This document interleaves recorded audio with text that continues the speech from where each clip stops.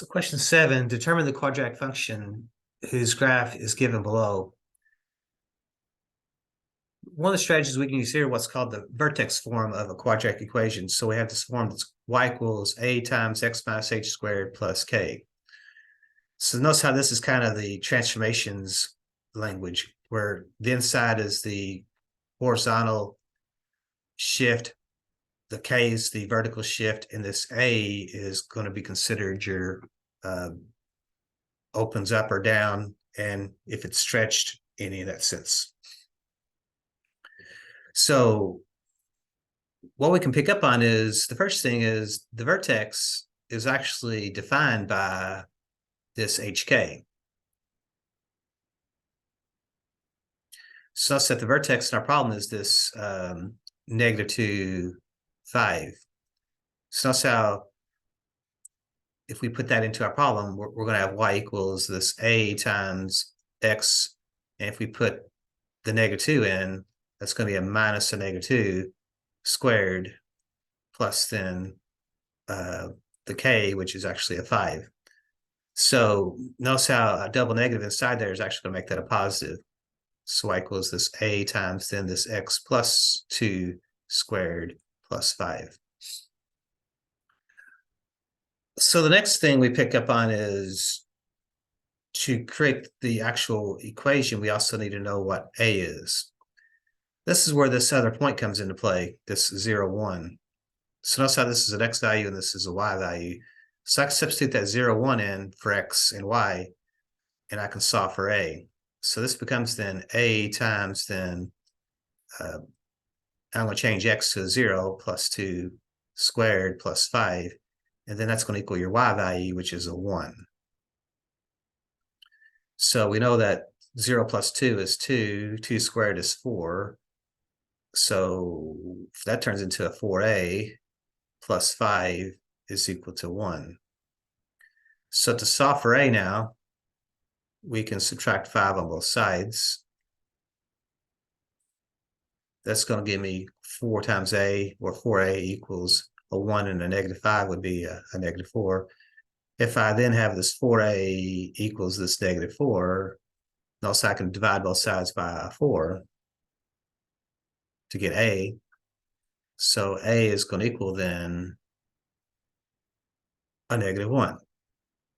So our function is going to be then the opposite of x.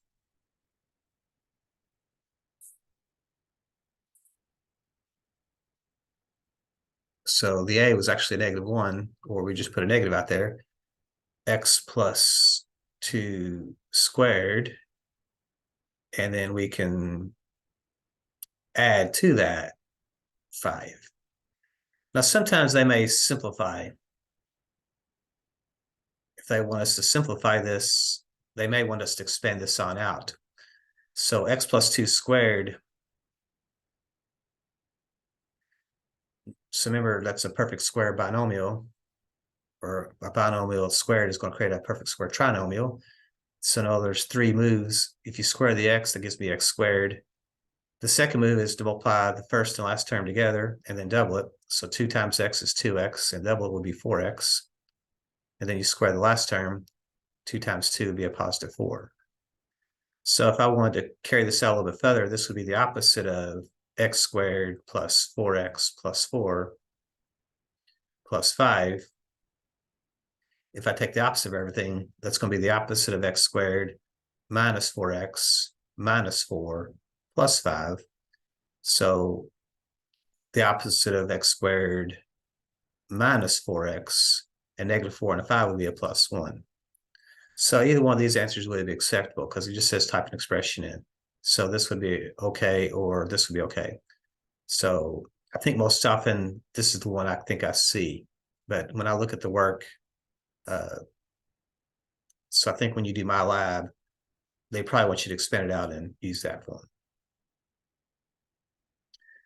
So again, the key is this little formula, y equals a times x minus h squared plus k. If you have this down, it kind of fills in the pieces for us. So again, remember the hk represents the vertex, and that's where we have this -5 coming into play. And then the center point allows us to find the value of A. And if we put that all together, that creates our function. So in our calculator, if I type in this negative x squared minus 4x plus 1, if I graph that, I should get the same graph as we see here. Now the window's a little bit different. So if I trace, my vertex should be around -2, 5. So notice how we're getting close to -2 and close to 5 there. And does it cross at 0, 1? And it does cross at 0, 1. So that does check out there. So we do have the correct equation because it creates this graph here when I put it in the calculator.